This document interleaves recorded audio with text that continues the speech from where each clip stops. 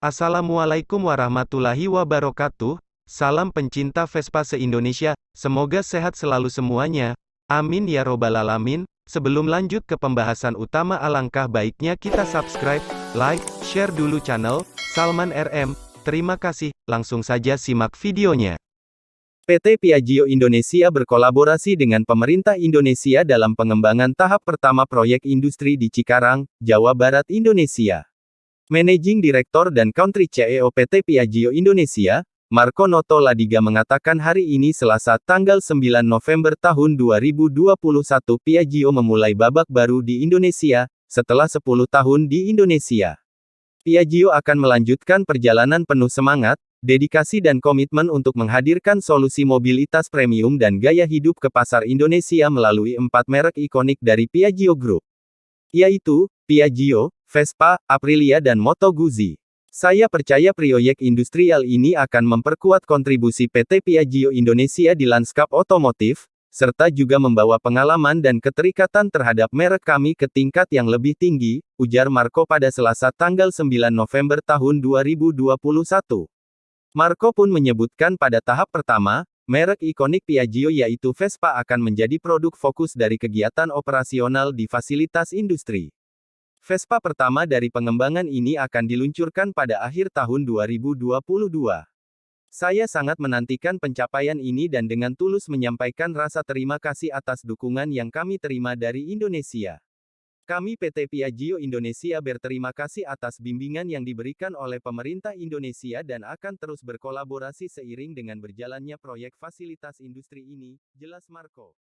Dia mengatakan penggemar Vespa di Indonesia sangat besar, bahkan terbesar kedua secara global setelah Italia. Vespa lahir pada 1946 di Italia sebagai model motor premium Piaggio, namun seiring waktu model ini menjadi merek tersendiri yang terdiri dari banyak model lainnya.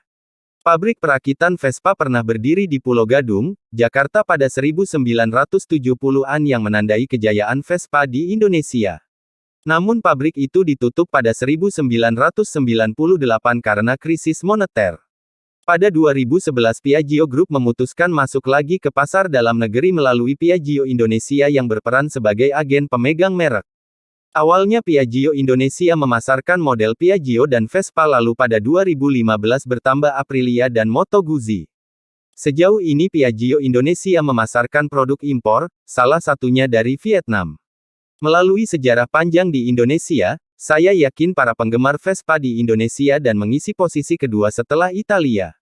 Ini fakta sederhana, tapi menegaskan bahwa Italia dan Indonesia memiliki kegemaran yang sama, ujar Marco seperti diberitakan Antara, Selasa, 9/11. Marco meyakini pabrik Vespa di Cikarang akan memberi dampak perekonomian bagi Indonesia dan memperkuat Piaggio Indonesia di lanskap industri otomotif tanah air.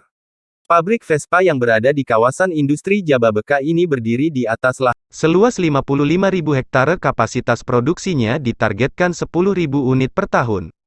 Sayangnya, belum ada informasi lebih detail mengenai model Vespa mana yang akan diproduksi secara lokal tersebut. Adapun Piaggio memasarkan beragam model Vespa, mulai dari LX 150i GT, Primavera, Sprint hingga GTS. Tentu nama-nama tersebut belum mencakup keseluruhan model Vespa di Indonesia. Vespa sendiri kerap dianggap sebagai Vespa premium yang menyasar kelompok masyarakat menengah ke atas.